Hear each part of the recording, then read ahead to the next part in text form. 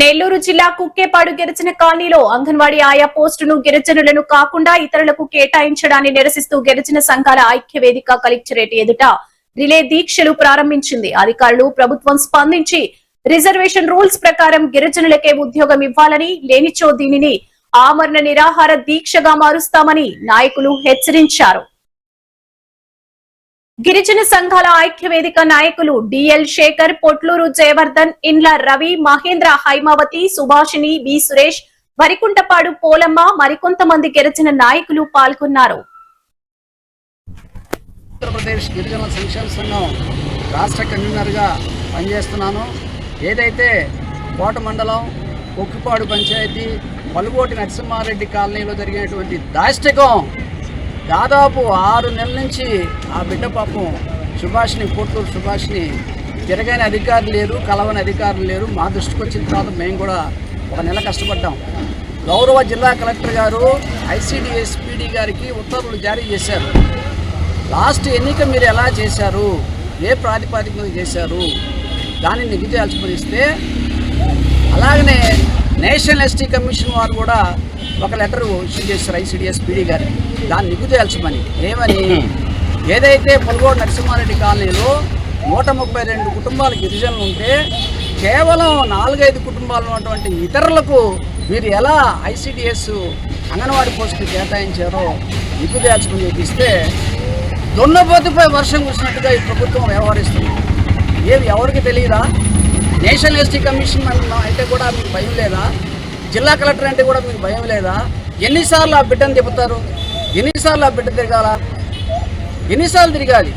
ఓ పక్క rule of reservation చెప్తా ఉంది, ఎక్కడైతే మేజర్ పాపులేషన్ ఉందో వాళ్ళు ఎస్సీస్ కావచ్చు, ఎస్టీస్ కావచ్చు, బీసీస్ కావచ్చు, వాళ్ళకి కేటాయించాలి ఉద్యోగం.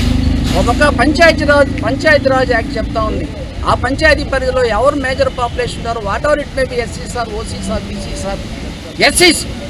మరి అవన్నీ తొంగలో దొక్కి చేస్తూ ఉంటే ఒక ఎమ్మెల్యే, కూటమి ఎమ్మెల్యే ప్రభావంతో వాళ్ళ సామాజిక వర్గానికి న్యాయం చేసుకోవాలనే ఉద్దేశంతో మా బిడ్డలకు అన్యాయం చేస్తారా?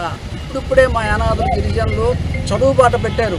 మాకుండేటువంటి 6% రిజర్వేషన్లో కూడా 1-6 ఉద్యోగాలను అటెంప్ట్ చేస్తాం.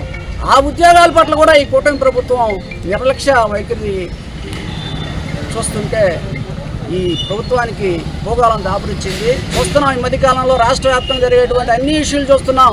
ఇదిగో పెన్నా డ్యామ్ కూటమి అధికారులు వచ్చినప్పటి నుంచి తిరుగుతున్న పెన్నా డ్యామ్ని గిరిజన మత్స్యకారం సొసైటీ చేయమని. ఇదిగో వరికుంటపాడు ఇష్యూ, వాళ్ళు తన్ని సంపతుంటే పోలీసులు అక్కడ వాళ్ళకి రక్షణ లేదు.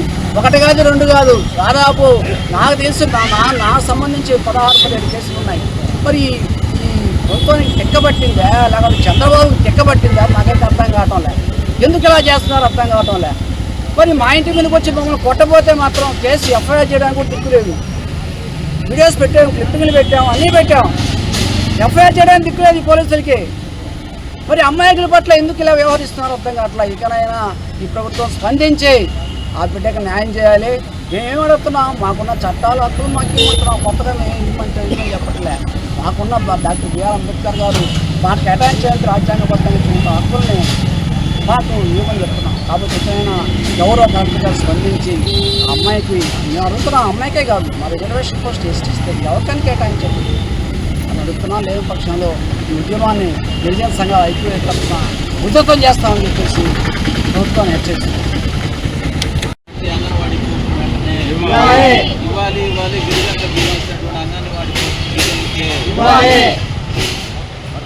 గిరిజన సంఘాల ఐక్యవేదిక డాక్టర్ బిఆర్ అంబేద్కర్.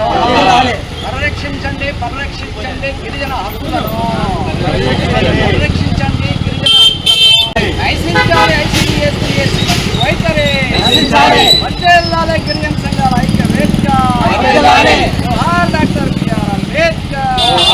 సాధిస్తాం అంబేద్కర్ గారి ఆశయాలను, సాధిస్తాం.